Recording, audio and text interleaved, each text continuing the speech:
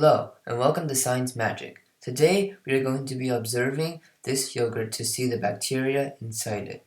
We used some homemade yogurt to make a slide. We observed this slide under a compound microscope. At 800x magnification, we saw this. The long rod-like things are the bacteria turning milk into yogurt. The little round dots are oil droplets. They are not bacteria. The dark clusters are milk, proteins, etc. They are not bacteria either. We could actually see these things moving around, so we took a video. The oil droplets are moving quickly but randomly. Their movement is caused by the water and milk molecules colliding with them from all directions, which means that they are bombarded from all directions. This motion is an example of the famous Brownian motion, which we will study further in another video.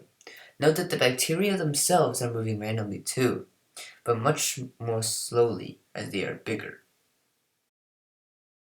Thank you for watching Science Magic, and we'll get back to you soon.